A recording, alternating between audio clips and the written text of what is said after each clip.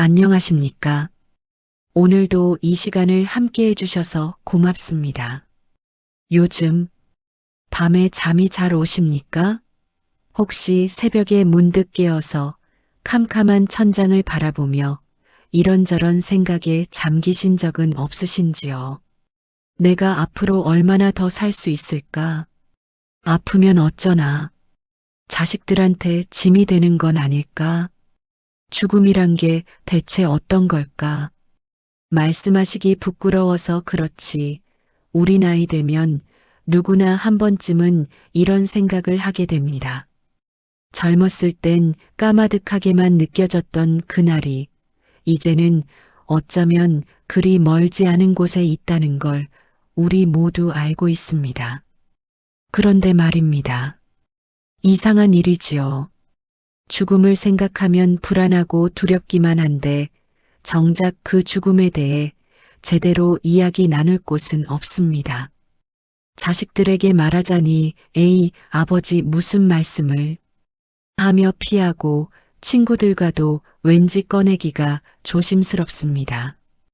그래서 오늘은 우리 편안한 마음으로 함께 이야기를 나눠보려 합니다. 바로 죽음을 준비하는 일에 대해서 말입니다. 아니, 죽음을 준비한다고? 그게 무슨 불길한 소리람. 이렇게 생각하실 수도 있습니다. 하지만 2500년 전 부처님께서는 이렇게 말씀하셨습니다. 죽음을 똑바로 바라보는 사람이 진정으로 사는 사람이다. 부처님은 죽음을 피하거나 두려워하라고 하지 않으셨습니다. 오히려 죽음을 제대로 이해하고 준비할 때 지금 이 순간을 더욱 평안하게 살 수 있다고 하셨지요. 실제로 죽음을 지혜롭게 준비한 어르신들을 보면 얼굴에 이상한 평화로움이 감돕니다. 자식들 걱정도 덜 하시고 매일매일을 더 감사하게 사십니다. 작은 꽃 하나, 따뜻한 햇살 한 줌도 예전과는 다르게 소중하게 느껴지신다고 합니다. 오늘 이 시간에는 부처님께서 가르쳐 주신 죽음을 평안하게 준비하는 5가지 방법을 함께 살펴보려 합니다.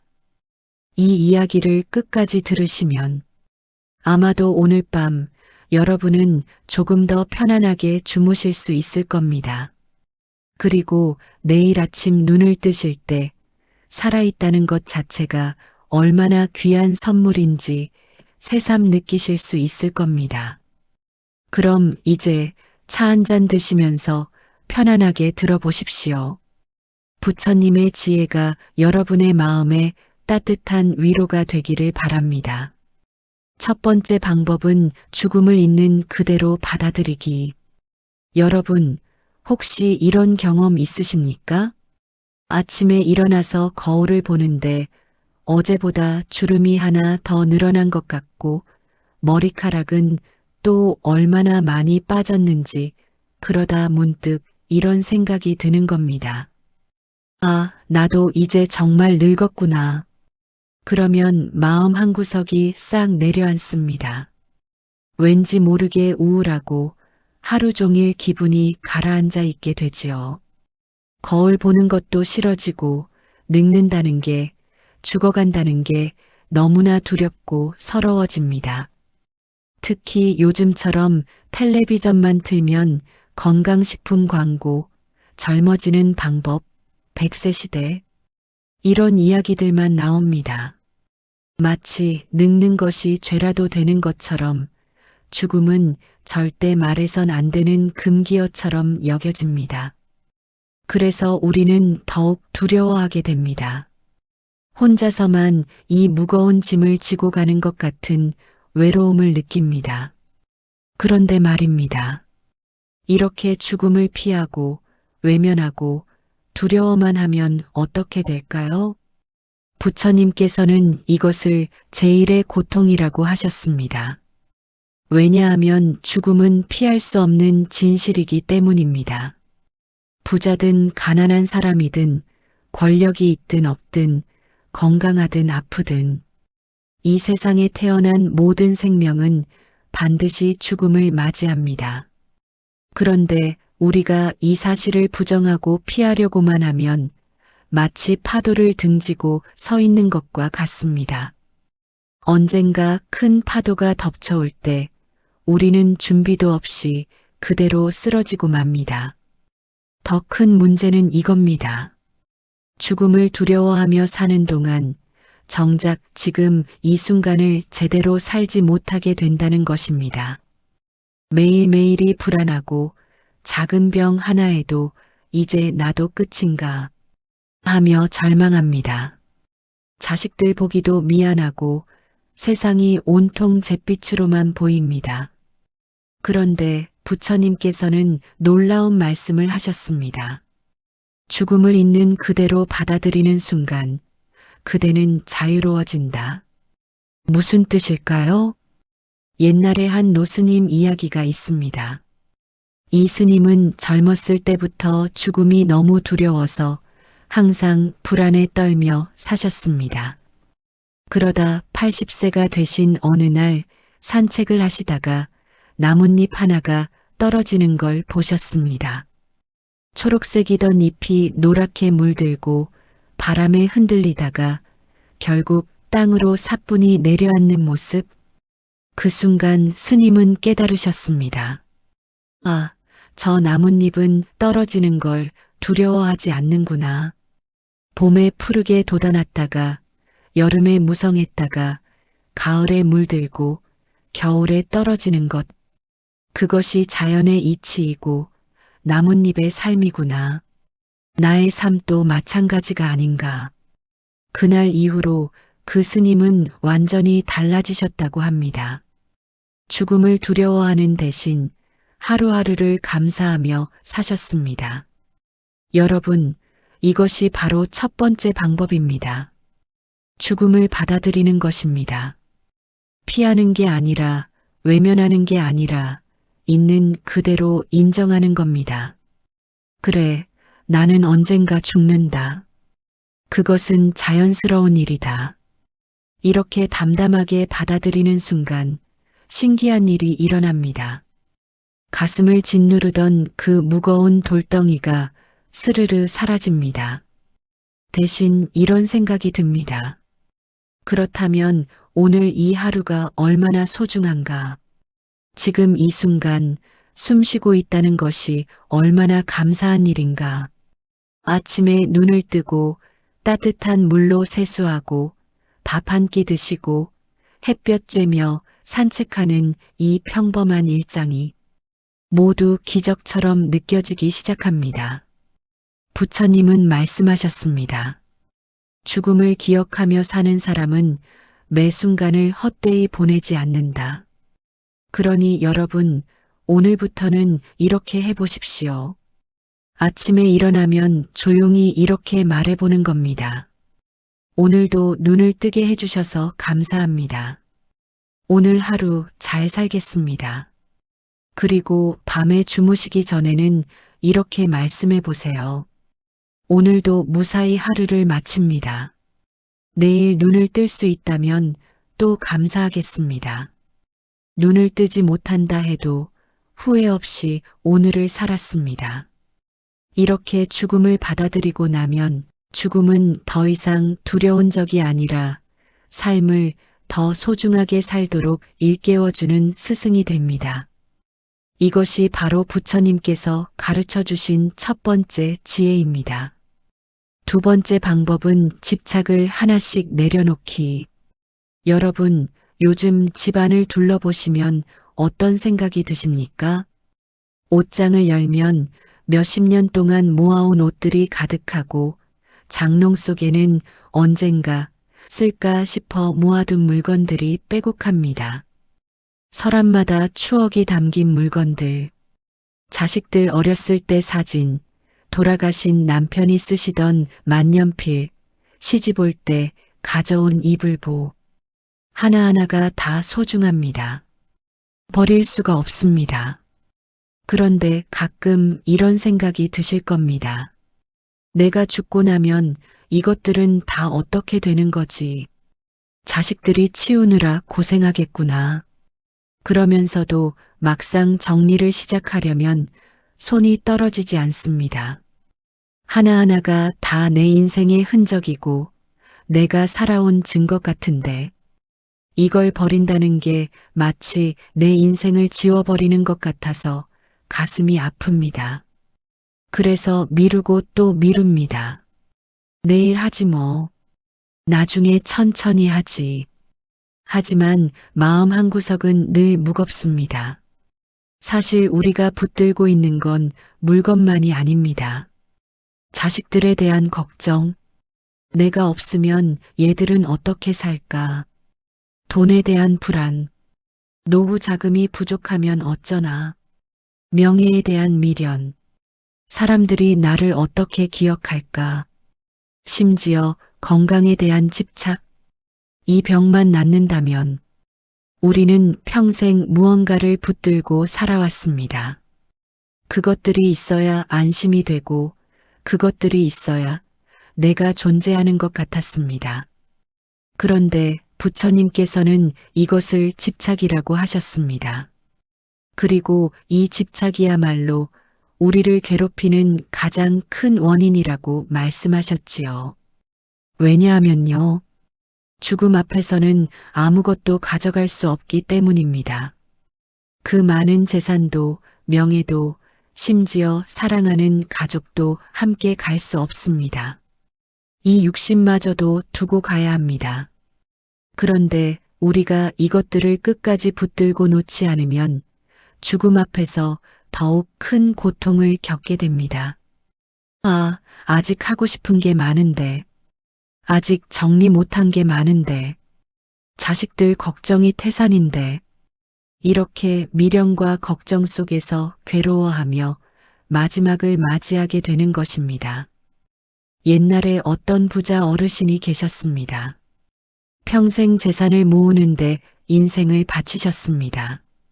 큰 집, 많은 땅, 금은보화, 가진 게 많았지요. 그런데 병이 들어 누워 계실 때 날마다 불안하고 초조하셨습니다. 이 재산을 누가 제대로 관리할까? 자식들이 싸우진 않을까? 그때 한 스님이 병문안을 오셨습니다. 어르신이 고민을 털어놓자 스님은 조용히 물으셨습니다. 어르신, 이 세상에 태어나실 때 무얼 가지고 오셨습니까? 어르신은 잠시 생각하시다가 대답하셨습니다. 아무것도. 빈손으로 왔지요. 스님이 다시 물으셨습니다. 그렇다면 떠나실 때는 무얼 가지고 가실 수 있습니까? 그 순간 어르신은 번쩍 깨달으셨습니다. 그렇구나. 빈손으로 왔다가 빈손으로 가는 것이구나.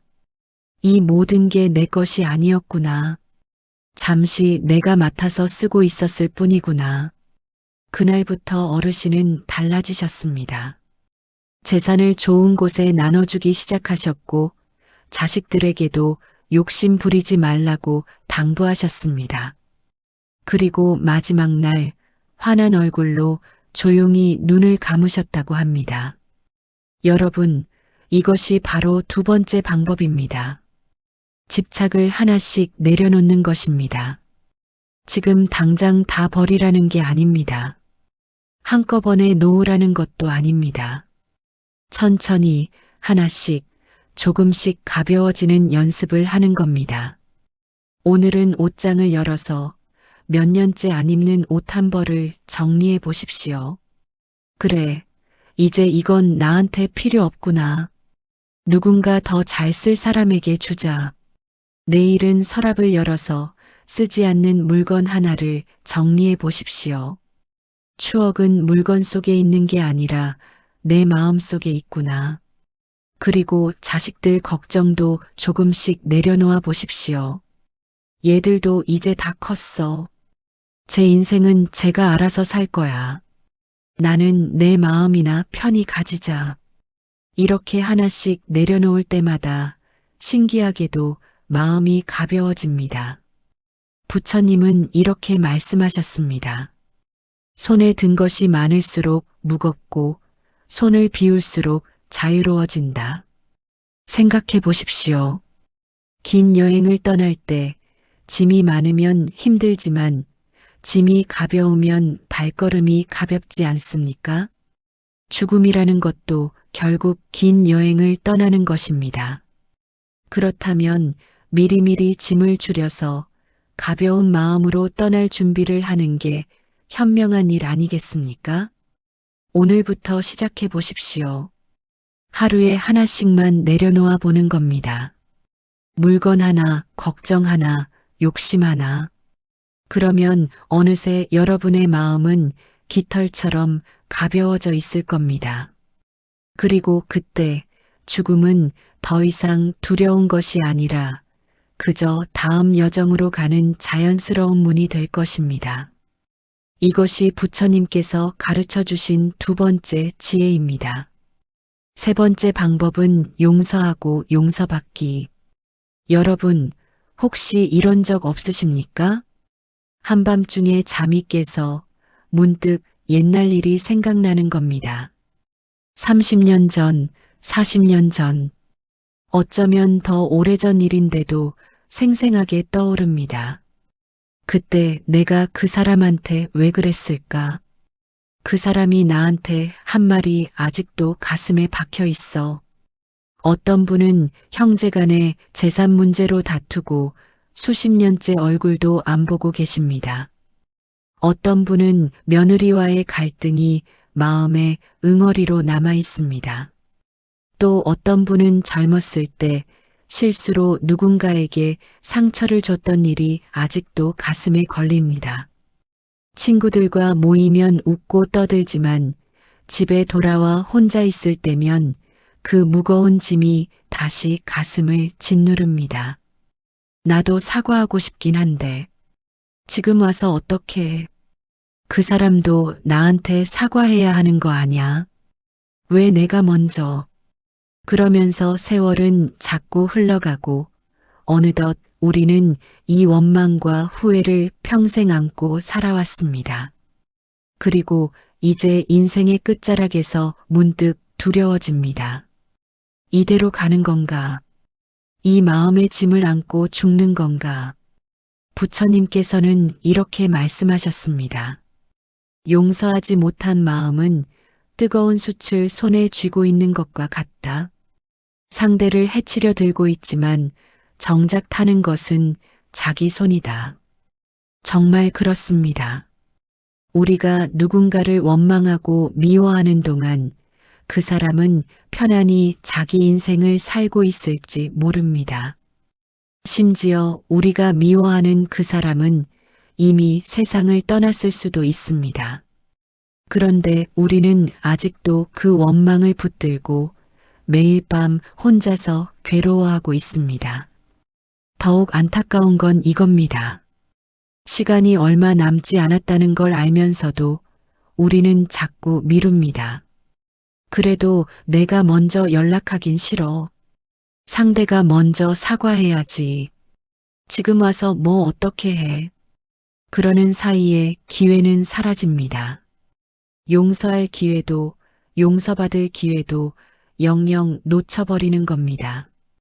그리고 마지막 순간 우리는 이 후회와 원망을 안고 눈을 감게 됩니다. 얼마나 괴로운 일입니까? 부처님께서는 이것을 업장이라고 하셨습니다. 풀지 못한 원한과 후회가 마음에 쌓여서 평안한 죽음을 방해한다고 말씀하셨습니다. 옛날에 한 할머니 이야기가 있습니다. 이 할머니는 40년 동안 동생과 의절하고 지내셨습니다. 젊었을 때 땅 문제로 크게 다투셨던 겁니다. 서로 얼굴도 보지 않고 같은 동네에 살면서도 남처럼 지내셨습니다.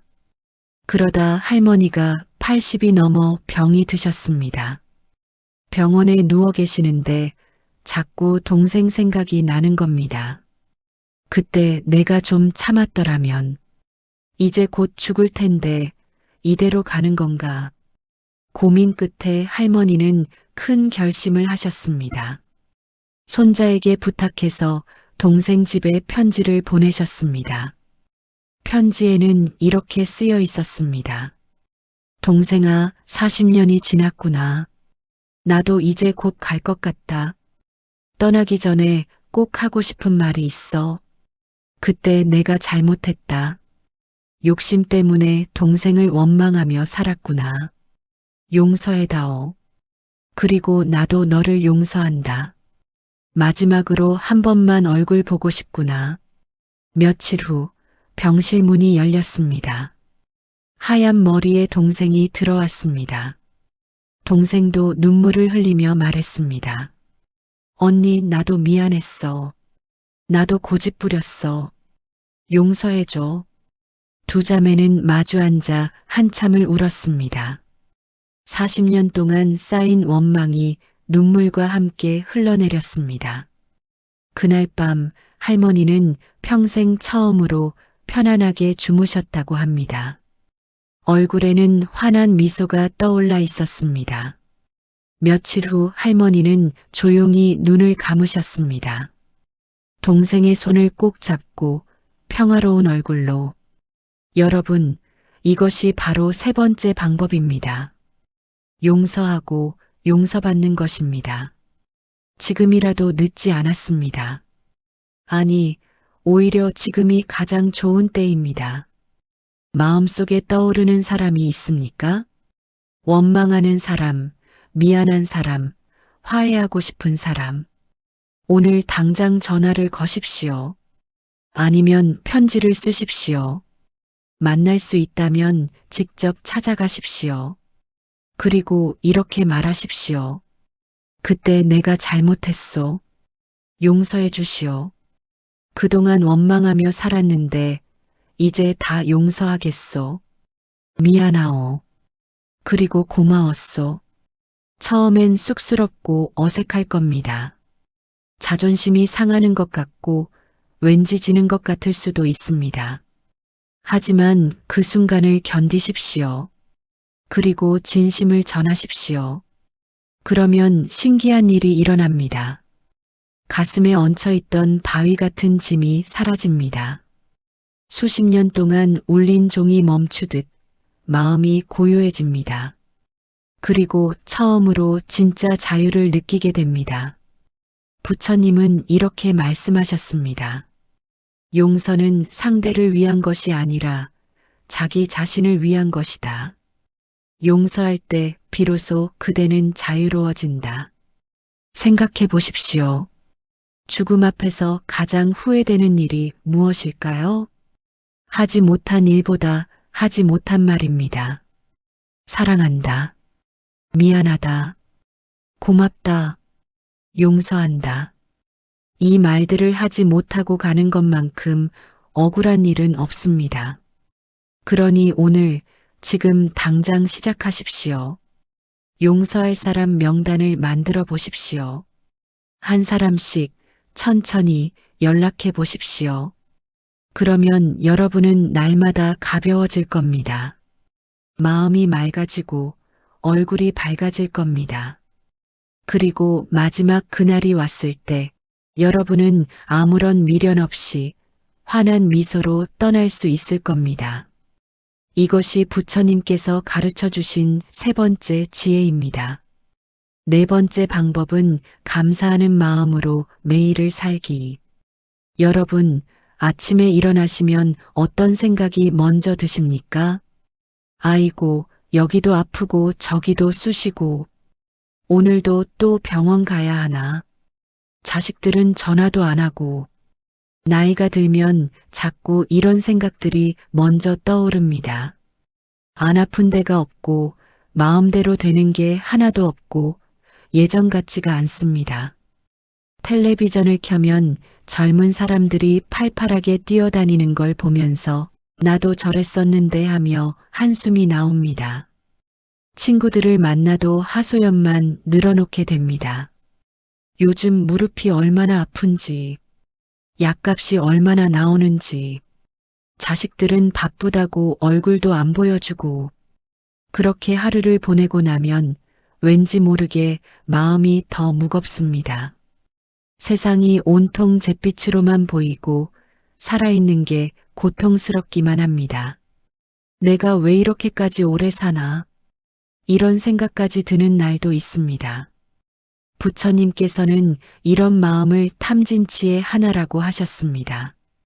탐욕, 분노, 그리고 어리석음. 어리석음이라니 무슨 뜻일까요? 부처님은 이렇게 설명하셨습니다. 가진 것은 보지 못하고 없는 것만 바라보는 것이 어리석음이다. 생각해 보십시오. 우리는 아픈 곳만 생각하지 아프지 않은 곳은 잊고 삽니다. 눈이 보이는 것, 귀가 들리는 것, 숨을 쉴 수 있는 것. 이 모든 게 얼마나 큰 축복인지 모릅니다. 자식이 전화 안 한다고 섭섭해하지만 자식이 건강하게 살아있다는 것 자체가 감사한 일입니다. 친구들과 만나서 하소연만 하지만 함께 차 한 잔 마실 친구가 있다는 것이 얼마나 귀한 일입니까? 그런데 우리는 이런 것들을 당연하게 여깁니다. 그러면서 없는 것, 잃어버린 것만 원망하며 살아갑니다. 부처님은 경고하셨습니다. 감사할 줄 모르는 마음으로 죽음을 맞이하면 평생을 후회하며 눈을 감게 된다. 마지막 순간에 가서야 깨닫는 겁니다. 아, 그때 그게 얼마나 소중했는지 왜 몰랐을까? 하지만 그때는 이미 늦습니다. 옛날에 어떤 할아버지가 계셨습니다. 이 할아버지는 평생 불평불만이 많으셨습니다. 집이 좁다, 돈이 부족하다, 자식들이 불효한다. 늘 무언가에 화가 나 계셨습니다. 그러다 어느 날 갑자기 쓰러지셨습니다. 병원에서 깨어나 보니 온몸을 못 움직이게 되셨습니다. 입도 제대로 못 열고 말도 할 수 없었습니다. 의사는 말했습니다. 앞으로 평생 이렇게 사셔야 할 겁니다. 할아버지는 절망했습니다. 이제 내 인생은 끝났구나. 그런데 몇 달 후 기적이 일어났습니다. 손가락 하나를 움직일 수 있게 된 겁니다. 그 순간 할아버지는 눈물을 흘리셨습니다. 손가락 하나를 움직이는 게 이렇게 감사한 일인지 태어나서 처음 알았습니다. 그 후로도 천천히, 아주 천천히 회복되셨습니다. 팔을 조금 움직일 수 있게 되고, 목소리를 낼 수 있게 되고, 혼자 숟가락을 들 수 있게 되었습니다. 매일매일이 감사했습니다. 물 한 모금 마실 수 있는 것, 햇살을 볼 수 있는 것, 간호사의 미소를 볼 수 있는 것, 모든 것이 기적처럼 느껴졌습니다. 완전히 회복하진 못하셨지만 할아버지는 달라지셨습니다. 얼굴에는 늘 미소가 있었고 작은 일에도 고맙습니다를 연발하셨습니다. 손자가 물었습니다. 할아버지, 예전보다 훨씬 불편하신데 왜 더 행복해 보이세요? 할아버지는 조용히 대답하셨습니다. 얘야, 모든 걸 잃어봐야 가진 게 얼마나 많았는지 알게 되는구나. 여러분, 이것이 바로 네 번째 방법입니다. 감사하는 마음으로 매일을 사는 것입니다. 지금 이 순간 여러분이 가진 것들을 세어 보십시오. 눈을 뜨셨습니까? 감사한 일입니다. 숨을 쉬고 계십니까? 얼마나 놀라운 일입니까? 걸을 수 있습니까? 기적 같은 일입니다. 밥을 드실 수 있습니까? 축복입니다. 아프신 곳이 있습니까? 하지만 아프지 않은 곳이 더 많지 않습니까? 외로우십니까? 하지만 전화할 수 있는 사람이 한 명이라도 있지 않습니까? 돈이 부족합니까? 하지만 오늘 밥 한 끼는 먹을 수 있지 않습니까? 부처님은 이렇게 말씀하셨습니다. 감사하는 마음으로 사는 사람은 하루하루가 천국이요, 불평하는 마음으로 사는 사람은 하루하루가 지옥이니라. 같은 하루를 살아도 마음먹기에 따라 천국이 될 수도 지옥이 될 수도 있다는 뜻입니다. 오늘부터 이렇게 해보십시오. 아침에 일어나면 눈을 뜨기 전에 먼저 생각해 보십시오. 오늘도 눈을 뜰 수 있구나. 감사합니다. 세수할 때 거울을 보며 미소 지어 보십시오. 주름은 많지만 그래도 내 얼굴을 볼 수 있구나. 감사합니다. 밥을 드실 때 첫 숟가락을 뜨기 전에 잠깐 멈추십시오. 오늘도 밥을 먹을 수 있구나. 감사합니다. 잠자리에 들 때 하루를 돌아보며 감사한 일 3가지를 떠올려 보십시오. 아주 작은 것이라도 좋습니다. 이렇게 하루하루 감사하며 살다 보면 신기하게도 감사할 일이 점점 더 많이 보이기 시작합니다. 그리고 마지막 그날이 왔을 때 여러분은 이렇게 말할 수 있을 겁니다. 살아있는 매일이 감사했습니다. 후회 없이 잘 살았습니다. 이제 편안히 갈 수 있습니다. 이것이 부처님께서 가르쳐 주신 4번째 지혜입니다. 감사는 죽음을 준비하는 가장 아름다운 방법입니다. 왜냐하면 감사하는 마음으로 산 사람은 마지막 순간에도 감사하며 떠날 수 있기 때문입니다. 5번째 방법은 좋은 일을 남기고 가기. 여러분, 혹시 이런 생각 해보신 적 있으십니까? 내가 죽고 나면 사람들이 나를 기억이나 할까? 내 인생이 무슨 의미가 있었을까? 장례식장에 가보면 이런 생각이 들 때가 있습니다. 조문객들이 오가며 고인에 대해 이야기하는 걸 들으면서 참 좋은 분이셨어. 그분 덕분에 내가 많이 배웠지. 평생 착하게만 사셨어. 이런 말을 듣는 고인은 얼마나 복된 분일까요? 그런데 또 어떤 장례식장은 썰렁합니다. 조문객도 별로 없고 와서도 형식적으로 절만 하고 갑니다. 그 사람이 누구였더라? 뭐 하던 사람이었지? 그럴 때면 가슴이 먹먹해집니다. 나는 어떨까? 내가 죽으면 사람들이 뭐라고 할까?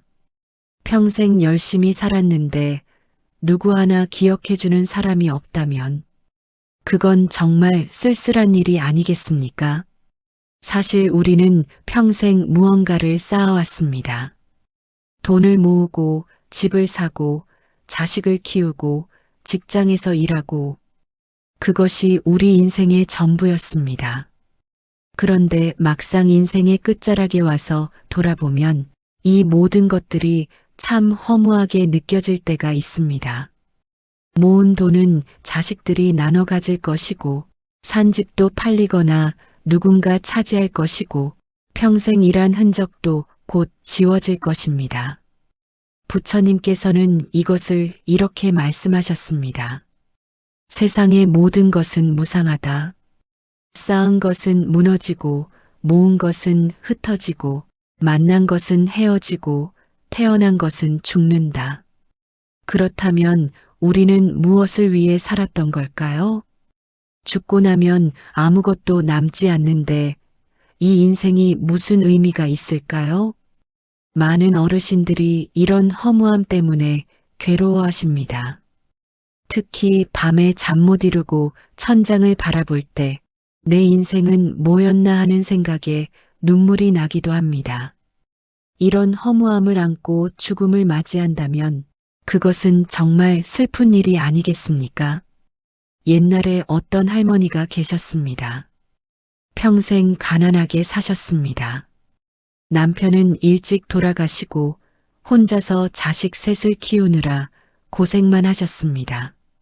배우지도 못하셨고 가진 것도 없었습니다. 80이 넘으신 어느 날 할머니는 생각하셨습니다. 나는 이 세상에 남길 게 아무것도 없구나. 그런데 그때 창밖을 내다보시다가 동네 아이들이 노는 걸 보셨습니다. 아이들이 웃고 뛰노는 모습을 보시다가 문득 생각이 떠올랐습니다. 내가 가진 건 없지만 내 시간은 있지 않은가. 그날부터 할머니는 매일 동네 아이들에게 간식을 만들어주기 시작하셨습니다. 감자를 쪄주시고 옥수수를 삶아주시고 주먹밥을 만들어주셨습니다. 맞벌이 부부가 많아서 방과 후에 혼자 있는 아이들이 많았습니다. 할머니 댁은 그런 아이들의 쉼터가 되었습니다. 할머니는 아이들에게 옛날 이야기도 들려주시고 고민이 있으면 들어주시고 다투면 중재도 해주셨습니다. 우리 착한 아이들, 오늘도 잘 놀았니? 배고프지? 할머니가 감자 쪄놨으니 먹어라. 10년이 흘렀습니다. 할머니가 90이 되셔서 몸져 누우셨을 때 병원 복도가 발 디딜 틈이 없었습니다. 그 옛날 간식을 얻어먹던 아이들이 어른이 되어 찾아온 겁니다. 누구는 의사가 되어 있었고, 누구는 선생님이 되어 있었고, 누구는 사업가가 되어 있었습니다. 한 청년이 할머니 손을 잡고 말했습니다. 할머니, 저 기억하세요? 초등학교 때 집이 어려워서 점심도 제대로 못 먹던 아이요. 할머니 덕분에 제가 공부할 수 있었어요. 할머니가 저한테는 엄마였어요. 또 다른 여성이 말했습니다. 할머니, 저는 부모님이 맨날 싸워서 집에 가기 싫었어요. 그때 할머니 댁이 유일한 안식처였어요. 할머니가 제 인생을 바꿔주셨어요. 할머니는 눈물을 흘리셨습니다. 내가 이렇게 많은 아이들에게 도움이 되었구나. 며칠 후 할머니는 조용히 눈을 감으셨습니다. 얼굴에는 환한 미소가 가득했습니다. 장례식 날 수백 명이 찾아왔습니다. 모두 할머니 덕분에 인생이 바뀌었다며 눈물을 흘렸습니다. 여러분, 이것이 바로 5번째 방법입니다. 좋은 일을 남기고 가는 것입니다. 거창할 필요가 없습니다. 큰 돈이 필요한 것도 아닙니다. 지금 여러분이 할 수 있는 작은 일부터 시작하면 됩니다. 이웃 독거노인에게 반찬 하나 갖다 드리는 것, 아파트 경비 아저씨에게 따뜻한 말 한마디 건네는 것, 손주에게 용돈 대신 따뜻한 편지 한 장 써주는 것, 봉사단체에 작은 후원금을 보내는 것. 여러분이 가진 것을 나누십시오. 돈이 있으면 돈을, 시간이 있으면 시간을, 지혜가 있으면 조언을, 손재주가 있으면 재능을. 부처님은 이렇게 말씀하셨습니다. 작은 선행도 쌓이면 큰 공덕이 되고 그 공덕은 죽음 너머까지 함께 간다. 그리고 이렇게도 말씀하셨습니다. 남에게 베푼 사랑만이 진정으로 자기 것이 된다. 생각해 보십시오. 여러분이 모은 재산은 자식들이 물려받지만 여러분이 베푼 사랑은 영원히 사람들 마음속에 남습니다. 여러분이 산 집은 허물어지지만 여러분이 세운 좋은 본보기는 대대손손 전해집니다. 오늘부터 시작하십시오. 작은 노트를 하나 꺼내서 적어 보십시오. 내가 할 수 있는 좋은 일 10가지. 그리고 하나씩 실천해 보십시오. 매주 한 가지씩만 해도 1년이면 52가지입니다. 10년을 산다면 520가지의 좋은 일을 남기는 겁니다. 그러면 여러분이 떠나시는 날 슬퍼하는 사람들 속에서도 이런 말들이 들릴 겁니다. 그분은 정말 좋은 분이셨어. 그분 덕분에 내가 있어. 그분을 본받아서 나도 착하게 살아야지. 이것이야말로 진정한 불멸 아니겠습니까? 부처님께서는 열반에 드시기 전 마지막으로 이렇게 말씀하셨습니다. 너희들아, 내 육신은 사라져도 내가 전한 자비와 사랑은 영원히 남으리라. 여러분도 그렇게 될 수 있습니다. 좋은 일을 남기고 가는 사람, 사랑을 베풀고 가는 사람은 죽어서도 사람들 마음속에 살아 있습니다. 그것이야말로 가장 아름다운 죽음의 준비가 아니겠습니까? 이것이 부처님께서 가르쳐 주신 5번째 지혜입니다. 자, 여러분. 이제 우리 함께 걸어온 이 길이 끝에 다다랐습니다. 오늘 우리가 나눈 이야기 기억하고 계십니까? 첫째, 죽음을 있는 그대로 받아들이기. 둘째, 집착을 하나씩 내려놓기. 셋째, 용서하고 용서받기. 넷째, 감사하는 마음으로 매일을 살기. 다섯째, 좋은 일을 남기고 가기. 부처님께서 2500년 전에 가르쳐 주신 이 5가지 지혜는 오늘날 우리에게도 여전히 빛나는 등불입니다. 여러분, 이 세상에 영원한 것은 없습니다. 아침에 피었던 꽃도 저녁이면 시들고, 여름의 푸른 잎도 가을이면 떨어지고, 겨울의 흰 눈도 봄이 오면 녹아내립니다. 이것이 자연의 이치입니다. 거스를 수 없는 진리입니다. 우리의 인생도 마찬가지입니다. 태어나고 자라고 늙고 그리고 떠나갑니다. 아름다운 사계절처럼 우리 인생도 순환합니다. 그런데 말입니다. 꽃이 질 때 슬퍼하는 대신 꽃이 피었던 그 아름다움을 기억한다면, 잎이 떨어질 때 원망하는 대신 그 잎이 만들어준 그늘에 감사한다면, 눈이 녹을 때 서운해하는 대신 눈 덕분에 맑아질 대지를 기대한다면 모든 것이 달라 보이지 않겠습니까? 죽음도 그렇습니다. 죽음을 끝이라고 생각하면 두렵지만 죽음을 또 다른 시작이라고 받아들이면 평화로워집니다. 부처님께서는 이렇게 말씀하셨습니다. 제대로 산 사람에게 죽음은 두려움이 아니라 긴 여행 끝에 집으로 돌아가는 것과 같다. 여러분은 지금까지 참 열심히 사셨습니다. 전쟁도 겪으셨고, 가난도 이겨내셨고, 자식 키우느라 고생도 많이 하셨고, 온갖 풍파를 다 헤쳐오셨습니다. 이제는 조금 쉬어도 됩니다. 이제는 짐을 내려놓아도 됩니다. 이제는 편안해져도 됩니다. 오늘 이 시간이 끝나고 나면 여러분 혼자만의 고요한 시간이 찾아올 겁니다. 그때 천천히 생각해 보십시오. 나는 무엇을 받아들여야 할까? 나는 무엇을 내려놓아야 할까? 누구에게 용서를 구해야 할까? 무엇에 감사해야 할까? 어떤 좋은 일을 할 수 있을까? 급하게 서두르지 마십시오.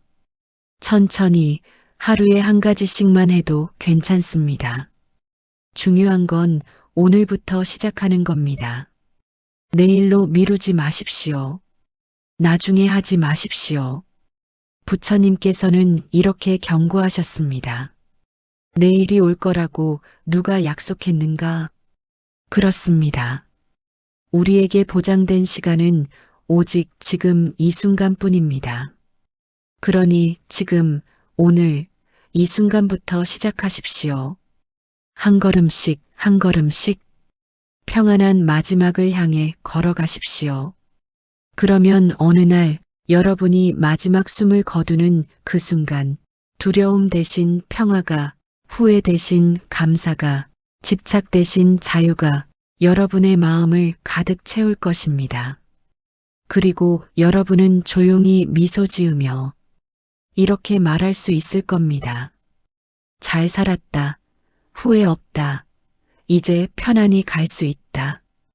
여러분, 오늘 이 긴 시간 함께 해주셔서 정말 고맙습니다. 혹시 오늘 이야기가 마음에 와닿으셨다면 가족들에게도 친구들에게도 전해주십시오. 우리 모두 함께 평안한 마음으로 죽음을 준비하며 더 소중하게 오늘을 살아갈 수 있기를 바랍니다. 부처님의 자비와 지혜가 여러분의 남은 날들을 환하게 비춰주시길. 그리고 마지막 그날 여러분 모두 평온한 미소와 함께 아름답게 떠나실 수 있기를 기도합니다. 오늘도 살아계심에 감사드립니다. 내일도 모레도 매일매일이 축복이기를. 나무아미타불 관세음보살. 안녕히 계십시오.